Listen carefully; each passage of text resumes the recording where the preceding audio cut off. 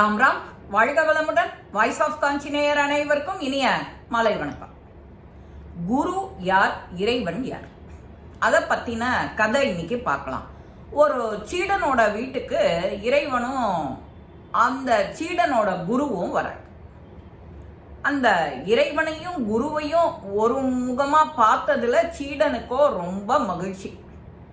அவளுடைய வாங்கோன்னு சொல்லிட்டு போய் அவ பாதத்தை வணங்கறதுக்காக போறான்.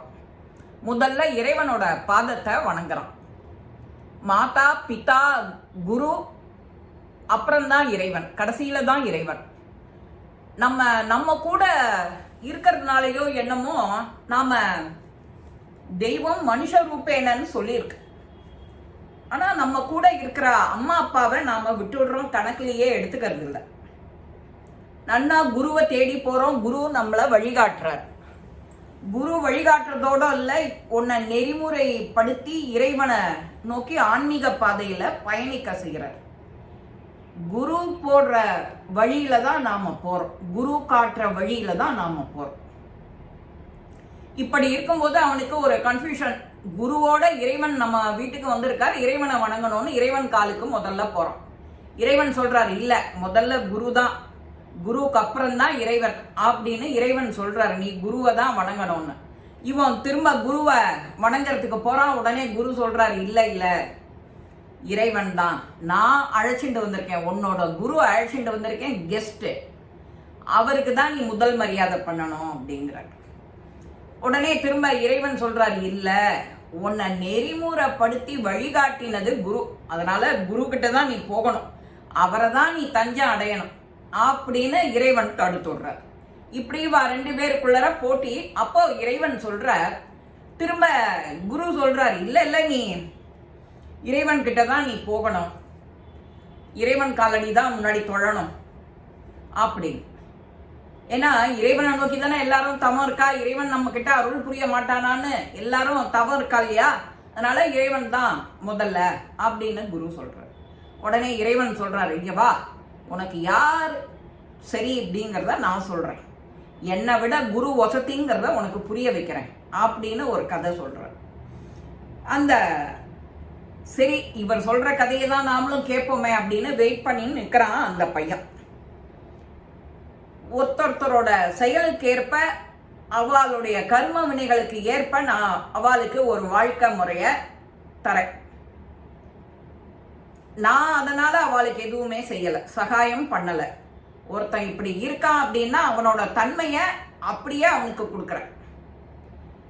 அவன் என்ன வணங்கி பூஜை செஞ்சு விரதம் இருந்து தான தர்மங்கள் பண்ணி கொஞ்சம் அவனோட கர்ம பலன்களை குறைக்கலாம். குறைக்க மட்டும்தான் எனக்கு அதிகாரம் இருக்கு. ஆனா குருங்கிறவர் உன்னை நல்வழிப்படுத்து அப்படிங்கிறதுக்கு அவர் நல்லதை மட்டுமே சொல்றார். உனக்கு நல்ல காரியங்களை செய், நல்லதை செய், அறத்தை பேசு, நல்லதை பேசு அப்படின்னு உன்னை வாழ்க்கை முழுக்க சின்ன வயசுலேருந்தே செதுக்கிறார், உன்னை செக் பண்ணிடுறார். இறைவன் இருக்கிற வழிக்கு அவர் தான் உனக்கு வழிகாட்டுறார். பூஜை பண்ண, விரதம் இரு அப்படின்னு உனக்கு வழிமுறை சொல்லித்தரார். ஜபம் பண்ண, இதெல்லாம் யார் சொல்லித்தரா? நம்ம குரு இல்லாத வராது இல்லையா. நமக்கு குரு கிட்ட தானே கத்துக்கிறோம். எதுவா இருந்தாலும் ஒரு விஷ்ணு சஹஸ்ரநாமமே இருந்தாலும் குருமுகமா கத்துண்டுவான்னு சொல்றோம். அந்த குரு தான் எங்க ரைட்டு, எங்க தப்பு, எங்க அகாரம், எங்க உகாரம், எங்க சொல்லணும் அப்படின்னு அவர் சொல்லுவார். அந்த குருவை தேடுற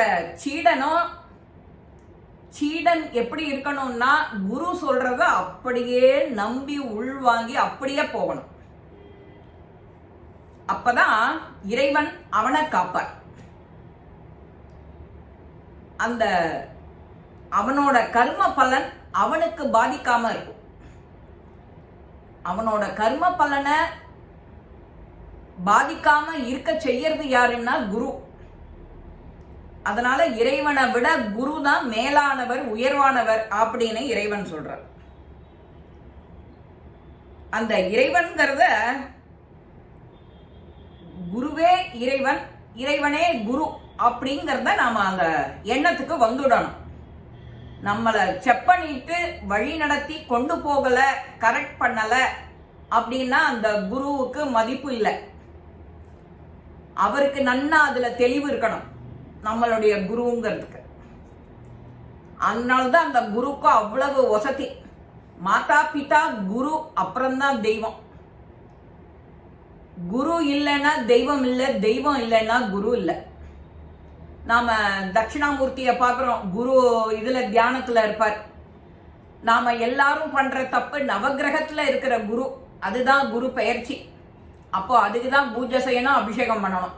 நாம தியானத்துல இருக்கிற தட்சிணாமூர்த்திக்கு போய் எல்லாரும் அபிஷேகம் பண்ணுவா, அர்ச்சனை பண்ணுவா, அவர் தியானத்தை கலைக்கிறோம். இதெல்லாம் கொஞ்சம் இந்த செய்யாத தப்பெல்லாம், நாம தெரிஞ்சு செய்யற தப்பெல்லாம் திருத்திக்கணும். இப்பேற்பட்ட இந்த குருவுக்கும் இறைவனுக்கும் உள்ள வித்தியாசத்தை அந்த இறைவன் அந்த சீடனுக்கு சொல்லி, குரு முகமா எடுத்துக்கோ, குரு மூலமா வா அப்படிங்கிறதையும் சொல்லி அந்த சீடனுக்கு நன்னா புரிய வச்சு, சீடனுக்கு மட்டும் இல்ல நமக்கும் தான். அந்த வியாழக்கிழமையாச்சுன்னா குருவுக்கு போறோம். எந்த குருவுக்கு அர்ச்சனை பண்றேன்னு தெரியாது, ஒருத்தருக்கு புரியாது. நவகிரகத்துல இருக்கிற குருவுக்கு தான் மஞ்ச வஸ்திரம் சாத்தி கொண்டக்கடலை மாலை போட்டு அர்ச்சனை பண்ணுவா, தீபம் ஏத்துவா. நாம இதெல்லாம் செய்யறதுக்கு தட்சிணாமூர்த்திக்கு ஓடுவோம். அங்க ஒரு கும்பல் நிற்கும், என்னன்னே புரியாம ஒரு 10 பேர் நிக்கிறான்னா இவாளும் அங்க போயிட வேண்டியது. ஏன் போறா, எதுக்கு போறான்னு நம்ம அறிவையும் சரி பண்ணிக்கிறது இல்லை. இந்த தப்பை இனிமேயான்னு பண்ணக்கூடாது.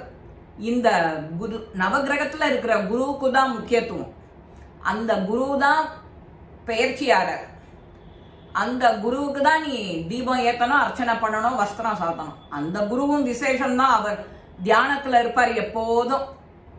அந்த தியானத்தை போய் நாம கலைக்க கூடாது இல்லையா? அது ஒரு தெரியாம ஒரு பாவம் தானே. நீ அந்த அறிவு உனக்கு இல்லைன்னா கூட அது தெரியாத பாவம் உன் கணக்குல வந்துடும்.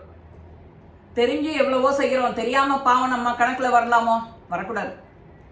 இந்த வியாழக்கிழமை ஆகட்டும், குருவா இருக்கட்டும், குருவே இறைவன், இறைவனே குருன்னு அந்த சீடனுக்கு புரிய வைக்கிறார், நமக்கும் புரிய வைக்கிறார்.